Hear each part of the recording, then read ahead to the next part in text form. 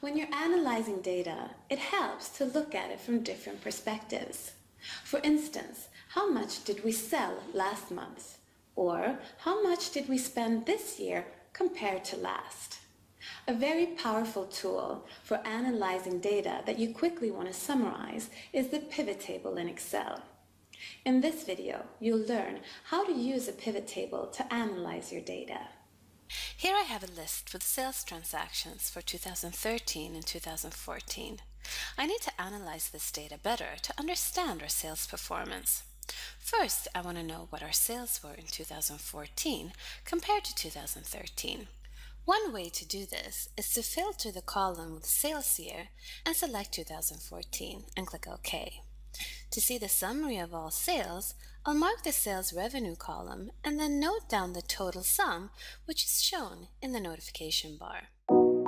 Hi, I'm so sorry to interrupt. I just wanted to let you know that if you're annoyed by the ads in this video, you can access our tutorials ad-free by getting a subscription to businessproductivity.com or signing up for one of our many courses on platforms such as Udemy, CyberU, and Vimeo on demand.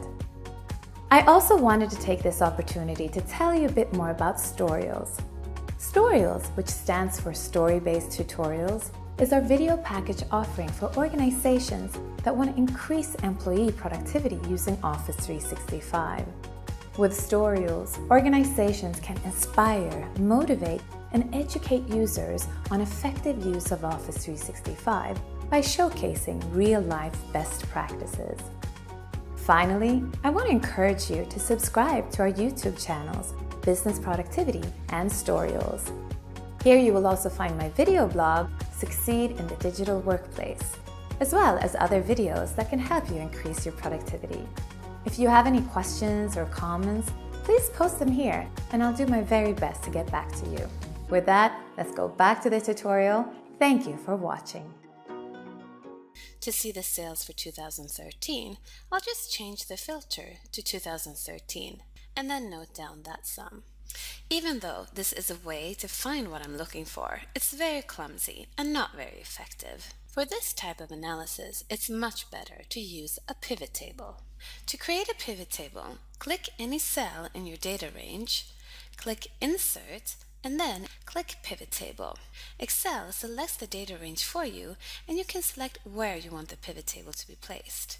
I'll just leave the default, which is to insert it into a new worksheet, and then click OK. Now you have the pivot table on your left and the pivot table fields on the right.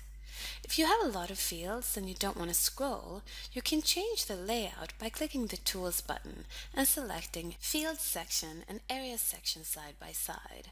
But in this case, I don't have that many fields, so I'll go back to the default view. To analyze data in a pivot table, you need to add number fields to the Values area. I'll select the Sales Revenue field. Since this is a numerical data type, it's automatically added to the Values area.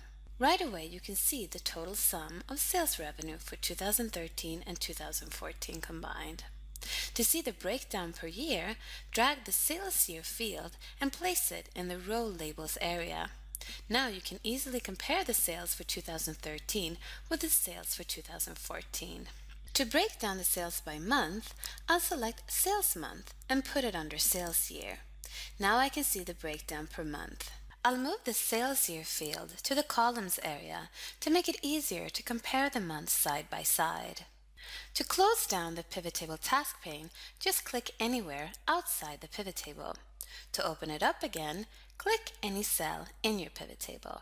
To make the Pivot Table easier to read, you can change the way the numbers are displayed. To change the number format, right-click any number cell and select Number Format. Here I'll select Number. I'll remove the decimals and add a 1,000 comma separator. I'll click OK to apply the changes. Now the numbers are much easier to read. By just looking at the data in the pivot table, I can see that we had the largest sales revenue in May 2014. To see what percentage this is of the grand total sales, right-click and select Show Values As and select Percent of Grand Total. I can immediately see that May 2014 alone accounted for 7.74% of the grand total sales revenue for the 2 years. To see how much it accounted for in 2014, right-click again and select Show Values As Percent of Column Total. Now I can see that it accounted for 12.45% of the year total. To go back to showing the sum of the sales revenue again, right-click, select Show Values As, and select No Calculations. By looking at the data like this, I can see the total sales revenue each month. To understand the number of transactions, you can change the calculation method. To change how values are calculated, mark a number cell and right-click. Select Summarize Values By, and then select your calculation method. In this case, I'll select Count. And I can see that in May, we did 37 deals, which is less than many of the other months. To see what the average deal size is, right-click again, select Summarize Values By, and select Average. Here I can see that the average deal size in May was approximately 48,000, much higher than the year average, which was about 26,000. To go back to show the sum of sales revenue again, right-click and select Summarize Values by Sum. If you want to see the underlying data that is the basis for the aggregation in your pivot table, just double-click the cell in the pivot table. A new worksheet opens up showing you the data for that cell. Here I can see all the 37 transactions for the month of May 2014. By sorting the data by sales revenue, I can see that Ahmed Hussein was the account manager that sold most of the largest deals. If you don't need these details, you can just right-click the sheet and select Delete. Click Delete again to go back to your pivot table. To get a better understanding of the account manager's performance, I can change the fields of my pivot table. To see your data from different perspectives, you can easily drag and drop data fields around. To remove a field, just uncheck it in the field list, or drag it outside the pivot table area until you see the delete symbol. To see the performance of the account managers, I'll add the account manager field to the rows area. Now I can see how much each account manager has sold for. To see which account manager sold the most in 2013, I can easily sort the data in my pivot table.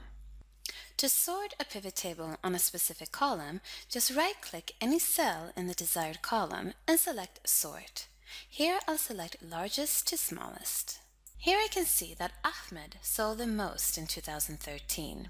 To see who sold the most in 2014, I'll right-click a cell in the 2014 column, select Sort, Largest to Smallest. In 2014, Nicole sold the most, much more than any of the other account managers. In addition to the sorting tools, you can also use filters.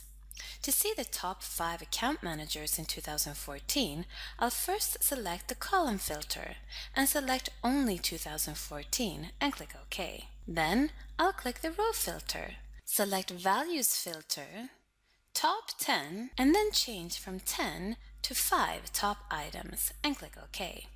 And here I can see my 5 best performing account managers in 2014.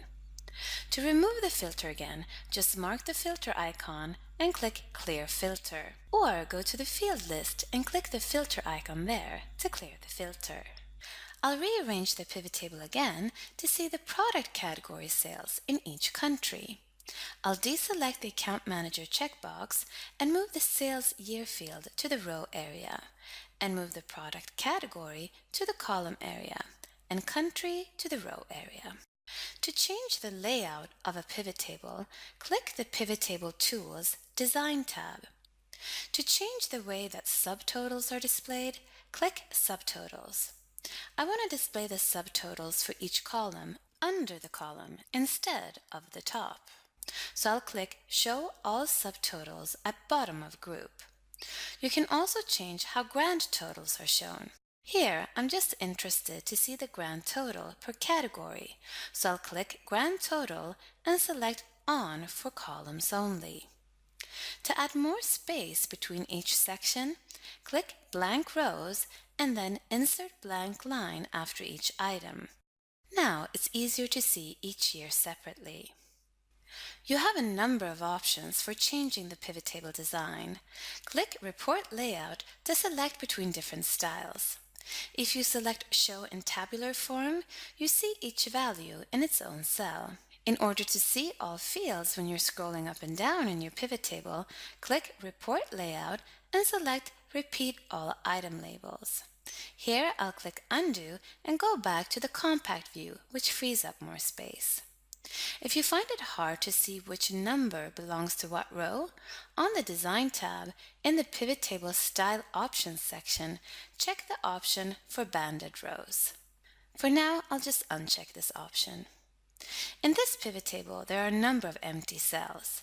If you prefer to see these cells as 0, right-click any cell and select Pivot Table Options. Under the Layout and Format tab, type in a 0 where it says For Empty Rows Show. Click OK to apply the change. Now you can continue with your analysis and slice and dice your data to find valuable business insights.